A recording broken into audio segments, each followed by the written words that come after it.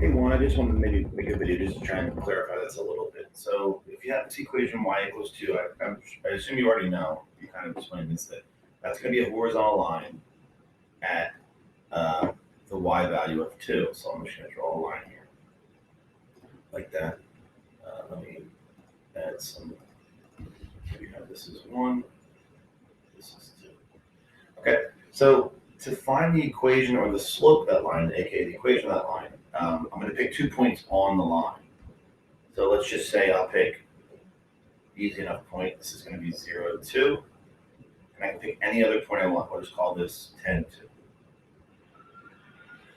So when I use the slope formula, which is slope equals y2 minus y1 over x2 minus x1, I'm going to get y2, which is 2, minus y1, which is 2, over x2, which is 10, minus x1, which is 0.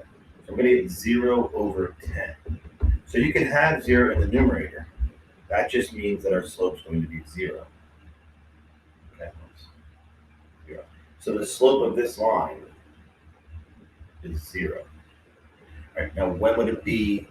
When would you involve infinity? Well, if I had a vertical line. If I had a vertical line, let's just say I had a vertical line at, I don't know, 5.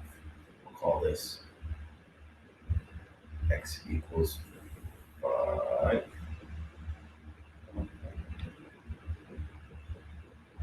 So I pick 2 points on that. I'm going to have, we'll say this is 5, 0.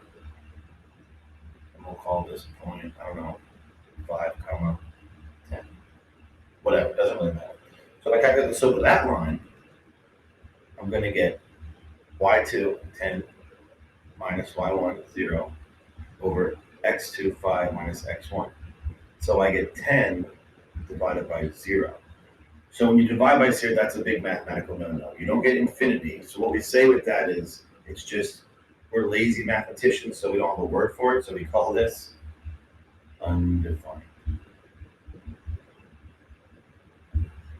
Okay? And that's really all you can do. We're not going to deal too much with infinity until we deal with domain and ranges. We're not going to deal with infinity when graphing things. That's a much more complicated mathematical idea, which we'll probably get to in a later course, but not in this course.